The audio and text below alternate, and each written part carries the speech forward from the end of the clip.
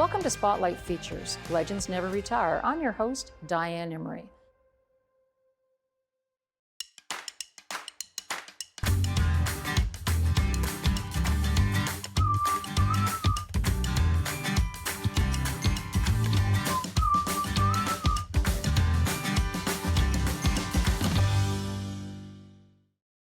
We respectfully acknowledge that Thunder Bay is located on the traditional territory of the Anishinaabe peoples of Fort William First Nation, signatory to the Robinson-Superior Treaty of 1850. We recognize and deeply appreciate the historic and ongoing stewardship of these lands by Indigenous peoples. Welcome to Legends Never Retire, the show that celebrates the unstoppable spirit of active living at any age. To finding new strength on the golf course after life-changing surgery, to discovering disc golf after retirement, this program is packed with inspiring stories of resilience, reinvention, and joy. Whether it's running, skiing, or joining the fast-growing world of pickleball, our featured guests prove that passion doesn't fade with time, it only grows stronger. Because when it comes to living fully, legends never retire. I have had the privilege of working in the world of sports heritage for close to 4 decades, serving as the Executive Director of the Northwest Ontario Sports Hall of Fame here in Thunder Bay.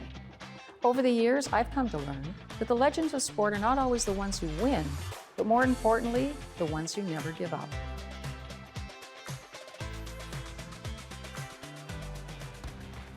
Next up, we head to Port Alberni on Canada's west coast, where Judy Richardson's story proves that resilience knows no age.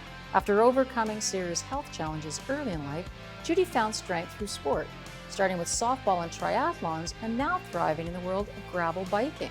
At 60, she's still racing across Vancouver Island and even hosts her own show on Rogers TV and YouTube, inspiring others to stay active and try something new.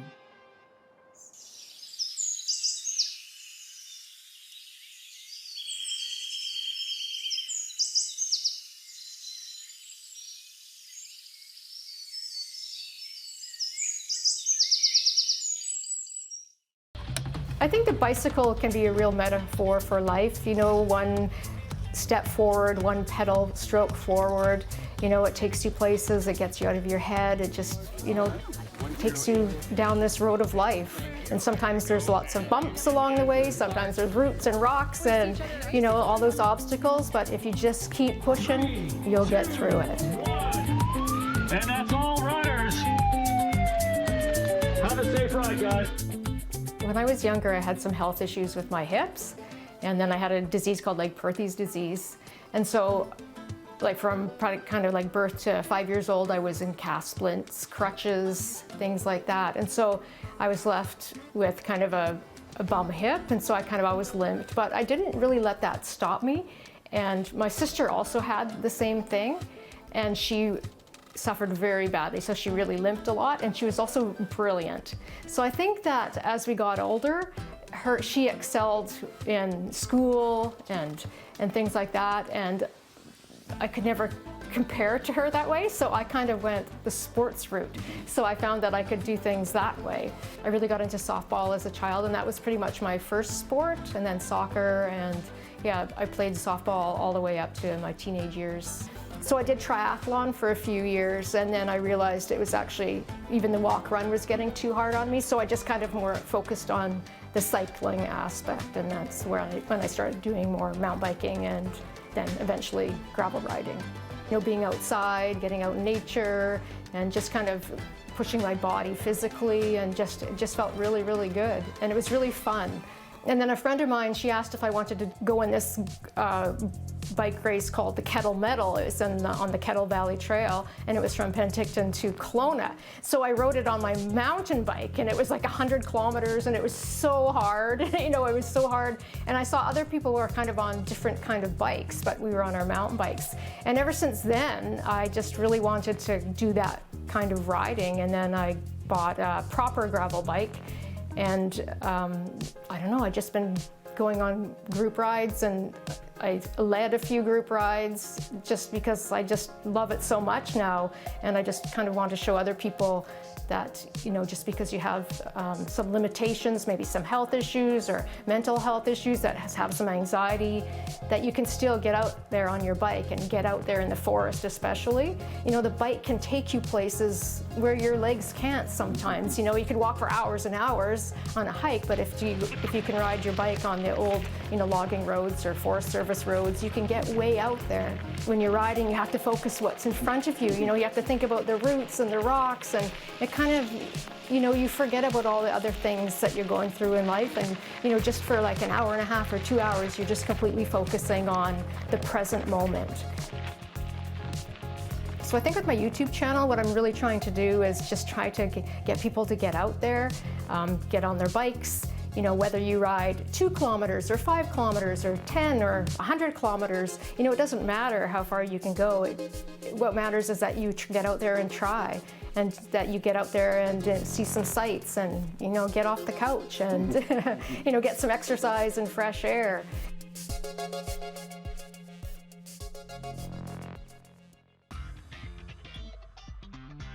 Pam Turnbull has always had a passion for staying active, and that drive hasn't slowed down one bit. A lifelong sports enthusiast, Pam has recently found a new love in the fast-growing game of pickleball. Her motto? You're never too old to start something new. It's a mindset that keeps her energized, excited about life, and open to new experiences. For Pam, it's not about being perfect, it's about showing up, giving it a try, and finding joy and community along the way. Let's meet Pam and hear how she's embracing this next chapter with enthusiasm and heart.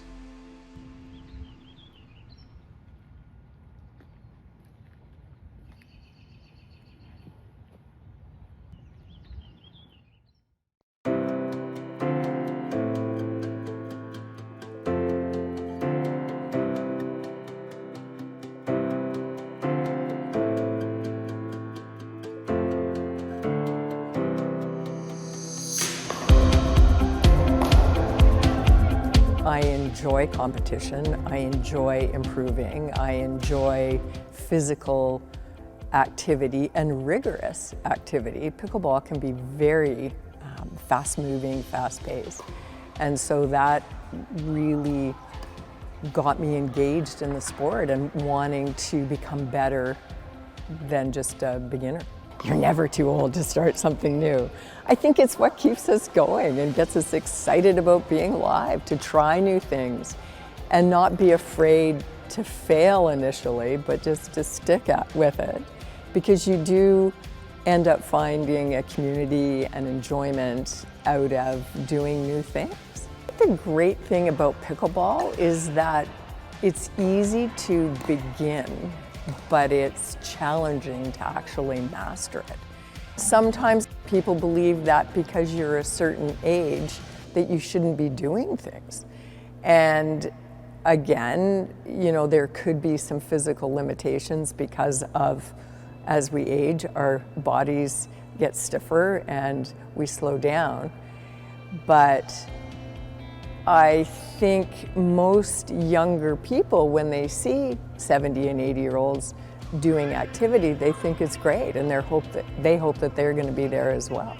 It's all about just keeping my body moving and active, and the aging piece to it works into it because I am stiffer and can be sore at times than when I was in my 30s, but I think just keeping going has made a big difference, and it helps a lot on the mental side of things as well, to relieve stress. And like, I'm still working full time, so activity helps me manage that and gives me time for me. This sport particularly has really built a whole new community for me over the past 4 or 5 years. We started a group about 3 years ago. It was women, and from that we've still all stayed connected. So that community has been really important. The wonderful thing about pickleball is that while we take it seriously, we don't take ourselves too seriously in it. There's lots of gabbing, there's lots of chatting, there's lots of laughing, there's lots of frustration, and great competition in a very fun way. You know, there's your mental health, your emotional well-being, as well as your physical well-being. And it's the blend of those three that makes us enjoy what we're doing and our lives. I think it's about a self-confidence to know we can participate in things and not be afraid to join in something completely new, whatever that might be, whether it's a sport or some other activity, and to be involved, because that's what gives us meaning. It brings meaning to our lives, and getting to know other people and feeling part of something and not being alone. There's so much to participate in our world beyond work and beyond family responsibilities, and to be curious, to get out and find things that really motivate us to continue to learn and be engaged in our lives. Who says you can't pick up a new sport later in life? In his late 60s, Robert Hawkins stumbled upon disc golf thanks to a chance meeting with an old friend during a casual walk. Fast forward a few years and he's not just playing, he's competing in tournaments. Let's take a look at how this unexpected discovery turned into a passion that keeps him active and aiming for the chains.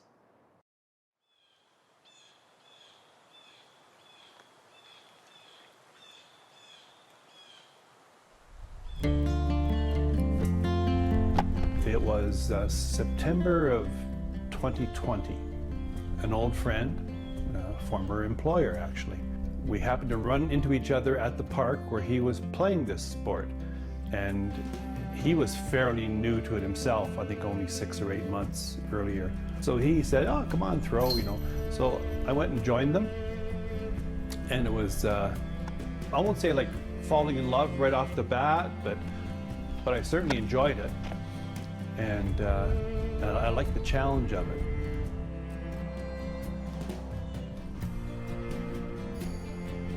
When I discovered that there was this competitive opportunity, that was another light bulb moment for me. I would never have called myself a competitive person, but I really like competing at disc golf. It's a lot of fun. When I discovered disc golf, I was a couple of years into a grieving process, having lost my wife. As I turned 68, I was pretty much a couch potato. I was overweight, I hadn't been doing much of any kind of exercise, and so I had already started, probably about a month before I turned 68, doing, you know, like a diet thing, starting to walk, just go out for walks. That's actually how I met my boss out at the park, because I was out to just do my, you know, several kilometers of walk. Within about 6 months over that summer and fall, a lot of it I credit to disc golf, my activity there. I lost a little over 50 pounds, I think it was 55 pounds. That alone made me feel good. Disc golf is not a hard sport physically. It's a low impact sport. I like to say you're taking a nice walk through the woods and you get to throw things at stuff. You know, like it's both physically therapeutic and cathartic. At 68, I thought maybe I'm looking at my, you know, the downhill slide. And now, this is almost 5 years later, I'll be turning 73 in a few months. I feel like I've got decades ahead of me.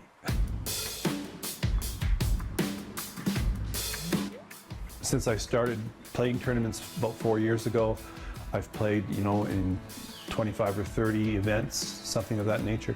I've been recently sponsored by a particular disc golf company, and that's been fun. Disc golf was just the right thing at the right time, and it really has stuck for me. Age does not narrow your perspective, or at least it doesn't have to. I'm still that same person I was when I was 20. Just that the knees argue a bit more.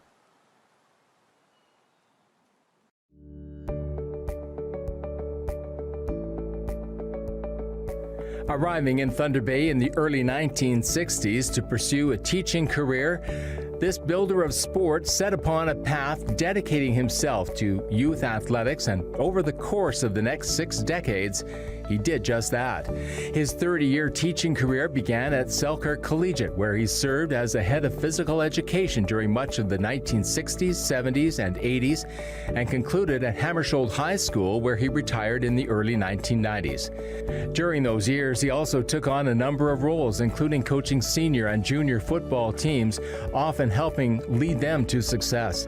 One of those early Selkirk squads went undefeated and won the SSSAA and Northwestern championships. And in recalling his high school football days, NHLer and Northwestern Ontario Sports Hall of Fame member Bob Battleship Kelly noted Lee as one of his early coaches. Various basketball teams also welcomed his talents as a head and assistant coach, as did track and field athletes. Students also benefited from his mentorship and guidance as he took on advisor roles with various teams and clubs. It wasn't just on the field of play that Lee's exceptional skills were welcomed. He also took on a variety of leadership roles, starting with serving as a convener of the Community Bowl Games in 1964 and 1965, an annual football and cheerleader contest which raised money for the community. Serving as a SSSAA representative for Selkirk during the 1960s and 70s, including a term as president, he worked to gain more formal recognition for the organization. During the late 1960s, he was a key member of the group that brought the region together to form the Northwestern Ontario Secondary Schools Athletic Association, which led to more opportunities for regional high school athletes to compete provincially. Not surprisingly, he was named the first NWASA representative to the Ontario Federation of Schools Athletic Association. Those efforts earned him a number of accolades, including the 1993 OFSA Pete Beach Award, which was most fitting given that Lee worked with Pete, who was the OFSA executive director when NWASA first joined the provincial group. His commitment to youth athletics was also evident in swimming, first getting involved as a starter with the Thunderbolts in the early 1970s when his children began swimming. He continued his involvement over the next 40 years, working his way up to the top level as a qualified Swim Ontario Level 5 Master Official. He went on to serve as an official at a variety of meets from the provincial to the national level and at the 1988 Olympic swimming trials. Throughout the 1980s, he helped organize a number of swim meets, often with his wife Elaine working alongside him. He also helped with meet management for the 1981 Canada Summer Games in Thunder Bay. His talents on the pool deck transferred well to the board table as well, taking on the position of Northwestern Ontario Region Director for Swim Ontario, serving on the provincial body for all but 2 years between 1981 and 2000. Not surprisingly, his contributions to swimming have not gone unnoticed, having received a Province of Ontario Special Achievement Award in 1985 and the 1992 Swim Ontario Elizabeth Collins Ralph Officiating Excellence Award. With over half a century of involvement in athletics as a coach, educator, official, and leader, no doubt about it, Lee Batstone truly embodies the definition of a builder of sport.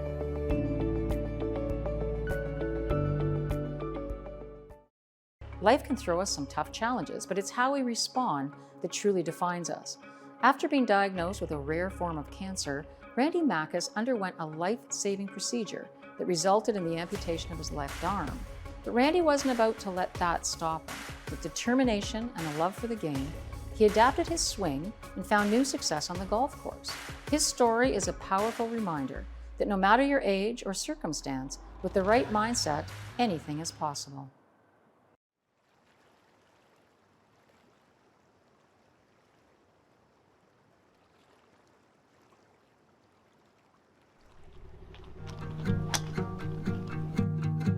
When I first found out that they were going to have to amputate me the way that they did, I was quite surprised, quite obviously. It was quite a surprising thing to hear from somebody that they had to take your whole shoulder.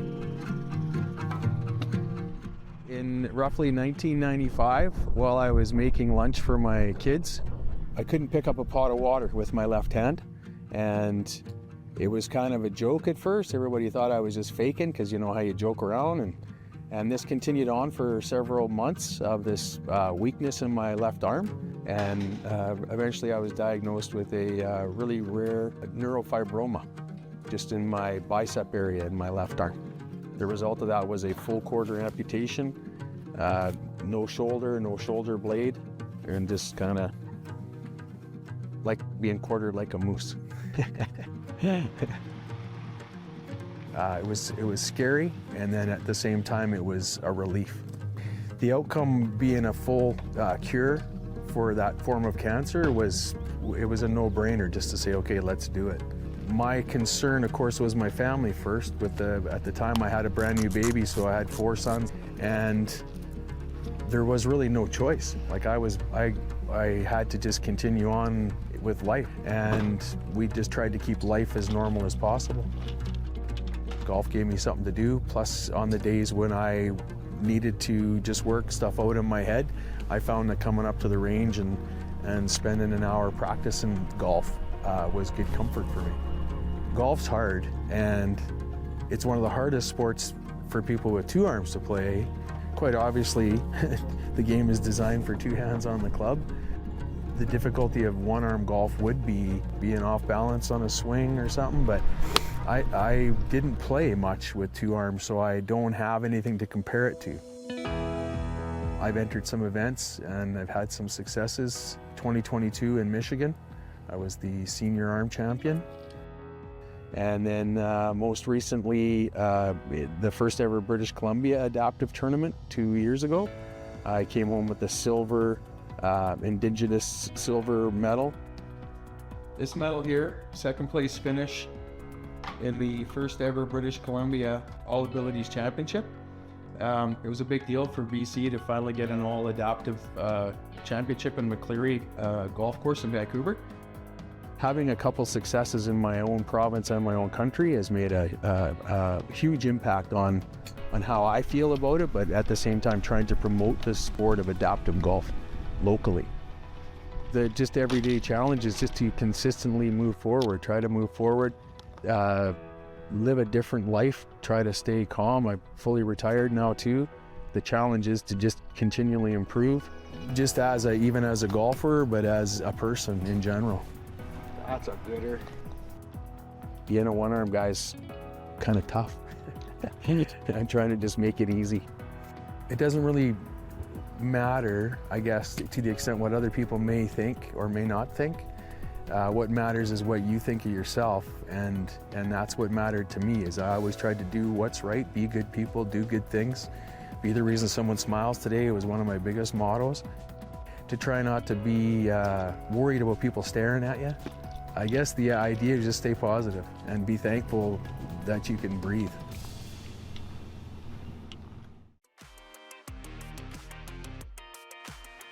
Staying active doesn't have to slow down with age. In fact, for some, it only picks up speed. From running in the warmer months to cross-country skiing through the snow, this active retiree makes the most of every season. And the best part? She does it all alongside her family. Let's take a look at how Marianne Church is embracing an energetic lifestyle year-round.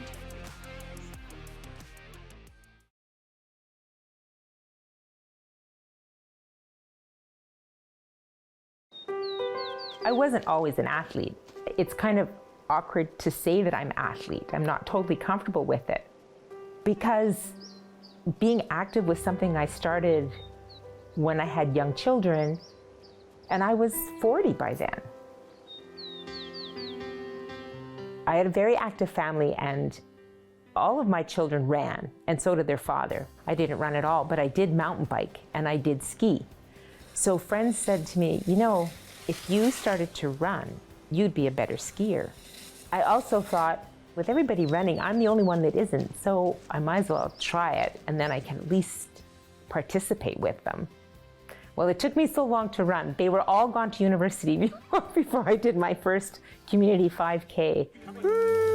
Now that I have grandchildren, it kind of puts into perspective awkward amount of time. the value or the benefit of being healthy and fit. So when the grandkids, when I get together, we can all plan activities and participate together. It's such a gift. I'm so happy and so thankful to be able to be active with the whole family. I take it for granted. I never thought of the other side. It was like, well, what if I couldn't?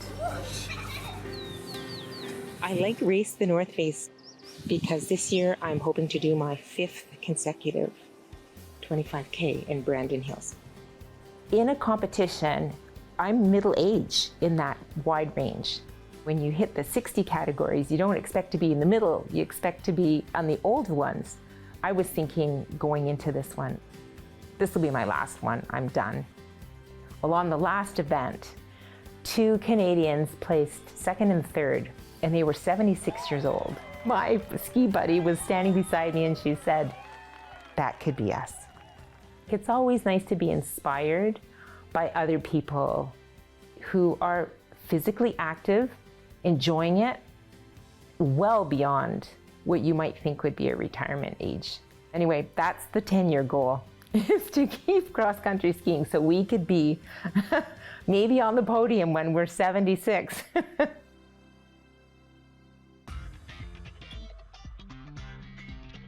That's it for Spotlight Features Legends Never Retire, a celebration of strength, spirit, and the joy of staying active at every age. Our guests remind us that it's never too late to try something new, to challenge yourself, and to find community in motion. Thanks for watching, and remember, you don't stop moving because you grow older, you grow bolder because you keep moving. We'll see you next time on Spotlight Features.